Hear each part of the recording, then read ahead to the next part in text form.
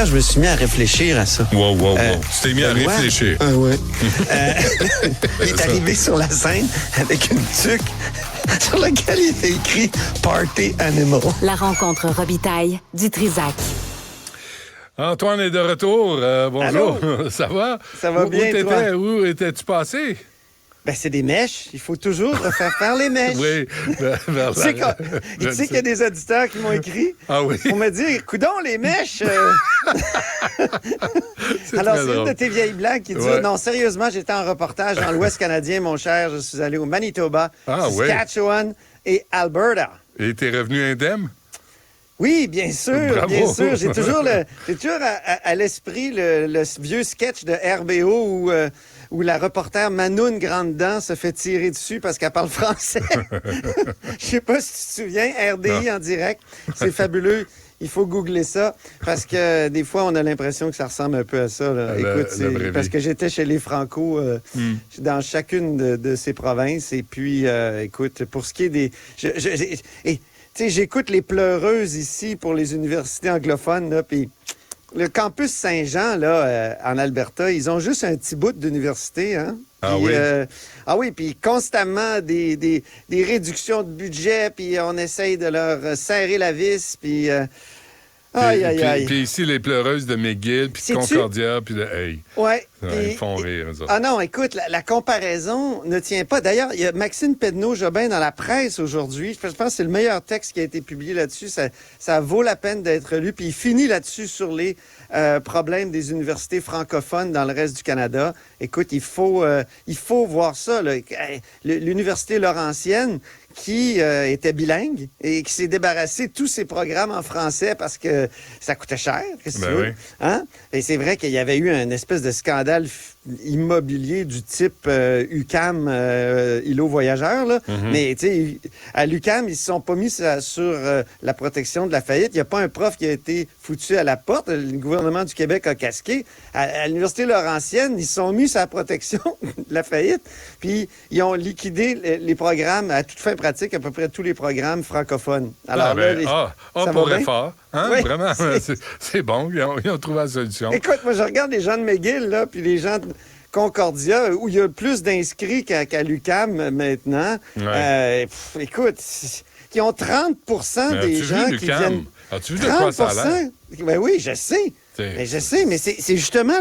Le but du projet du gouvernement, c'est justement faire en sorte qu'il y ait une redistribution puis un rééquilibrage des choses. Je veux dire, c'est normal. Si on veut attirer des gens, il faut que les universités soient attrayantes. Il faudrait peut-être qu'il y ait un peu moins de manifs, remarque, à l'UQAM, puis de grèves constantes. Qu'on étudie plus, qu'on travaille plus un peu. Qu'on arrête les graffitis. Là, puis bon, à un moment donné, c'est bien beau, là, mais donc il y a ça, mais il y a aussi le fait qu'il faut que ça soit...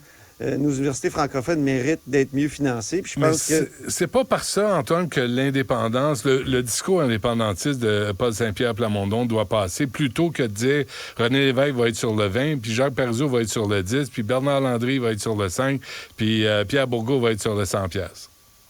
En tout cas, il réussit à faire parler de cette question-là dont plus personne ne voulait parler. Paul Saint-Pierre Plamondon, moi, je pense que ça fait longtemps qu'ils craignent le débat sur... quand je dis « ils craignent », c'est-à-dire qu'ils sont plusieurs autour de lui là, à se demander comment on va faire pour faire atterrir cette question du budget de l'an 1. L'idée, je pense, ça a été de dire, on va en dire le plus possible. Tu sais, des fois, la réaction, c'est de faire l'huître. Ne pas parler du sujet dont tout le monde voudrait t'entendre parler parce que tu as annoncé le budget de l'an 1 puis tu l'as reporté 3-4 fois. Et je pense que là, ils ont dit non, on va en parler pour vrai. Puis on va essayer de s'assumer, là. Puis, tu sais, sur la monnaie, c'est quelque chose. Il est en rupture avec la position de Jacques Parizeau, Paul Saint-Pierre Plamondon. Mais, tu sais, il argumente son affaire en disant... Écoutez, c'est une politique monétaire, c'est important dans un pays. Quand on veut faire face à l'inflation, par exemple, il y a des décisions qui sont prises, il y a des arbitrages qui sont faits. S'ils sont faits à la Banque du Canada, c'est pas nécessairement à l'avantage du Québec parce qu'on va tenir compte des aspects pétroliers, des choses. Mais ce qui est certain, c'est que les gens qui disent c'est ridicule, une monnaie, voyons donc, pourquoi on parle de ça? Mais moi, je me souviens de Pierre Bourgault qui avait publié un texte dans le Globe and Mail où il avait dit demandez aux Canadiens anglais s'ils veulent se débarrasser de leur monnaie pour une grande monnaie continentale. là, il y aurait de la réaction. On dirait, ben non, c'est un attribut de la souveraineté très important. Mais parler de monnaie alors que, tu sais, l'indépendant, ils sont 4 à l'Assemblée nationale. Là. Ben oui, je sais. C'est comme... Est-ce qu'on peut faire valoir les valeurs, tu sais, les bienfaits de l'indépendance? Il me semble que ça, c'est le travail à faire, non? Oui, mais la question va toujours revenir. Puis, il y a des chefs du Parti québécois récents qui ont trébuché sur cette question-là. Je ne sais pas si tu te souviens de 2014, Pauline Marois, juste après que Pierre-Carl Péladeau ait levé son poing, là, ça devenait un peu plus crédible, cette possibilité d'un autre référendum. Et là, évidemment, la question est posée. Et la question va inévitablement revenir. C'est écrit dans le ciel. Et or, Pauline Marois était pas prête. Elle avait bredouillé une réponse. Elle avait pas l'air certaine de ce qu'elle disait. Moi, j'ai l'impression que on ne sait jamais en politique ce qui peut arriver. Puis le Parti québécois actuel, avec Paul Saint-Pierre Plamondon, a décidé de dire, ben on va le dire, on va le faire. Puis il y a eu tout un débat tantôt à l'Assemblée nationale. On peut écouter un échange un bout d'échange entre François Legault puis Paul Saint-Pierre Plamondon, qui traite François Legault de Jean Charest. C'est que c'est pas ça, la priorité. C'est pas de débattre si on a besoin d'une armée, si on a besoin d'une banque québécoise pour avoir notre monnaie. Actuellement, les gens veulent qu'on s'occupe Deuxième complémentaire. Madame la Présidente, c'est hallucinant. Je crois entendre Jean Charest. Non, mais mot pour mot. Mot pour mot. C'est devenu ça. Bon. Oui, puis là, et Paul Saint-Pierre Plamondon, sa question était... c'est une question que j'avais jamais vraiment entendue dans ce sens-là, parce qu'il disait, le fédéral, il a fait 43 milliards de déficit en 2023, puis là, 40 milliards s'en vient en 2024. Puis le fédéral a augmenté en même temps la taille de l'État de 40 %.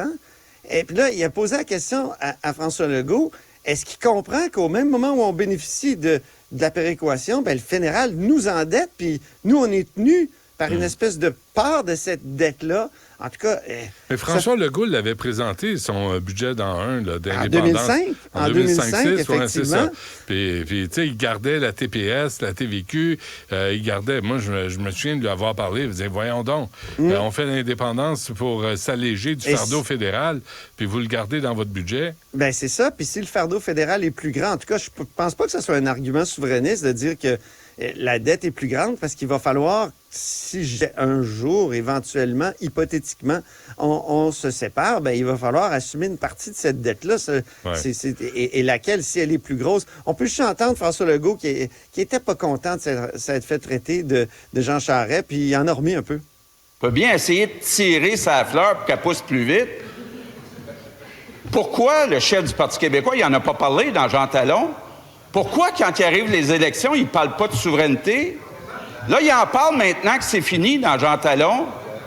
Qu'il ait demandé, là, en fin de semaine, aux Québécois, là, voulez-vous un référendum sur la souveraineté? Vous allez voir qu'il va être surpris de la réponse. Dans un sens comme dans l'autre. Oui. On ne le sait pas. Hein? Rapidement, Antoine, parce que j'ai Nicole en ligne, là, puis encore une fois, Québec solidaire n'est pas à son affaire. Ben c'est ça. Récemment, je te disais, ça fait plusieurs fois qu'il se présente le matin un point de presse qui est intitulé les députés de Québec solidaire commentent les sujets du jour. Ben justement, ce matin, il y a une question qui était posée sur une nomination d'apparence politique. C'est M. Le Bouillonnec là, qui est nommé comme sous-ministre. Écoute la question, puis écoute la réponse de Manon Massé et d'Alexandre Leduc. Qu'est-ce que vous pensez de la nomination de Stéphane Le Bouillonnec? Je ne sais pas de quoi vous me parlez, alors c'est difficile de vous dire. Il a été nommé sous-ministre au ministère de la Cybersécurité. Pour ça, la motion, Vous n'étiez pas au courant?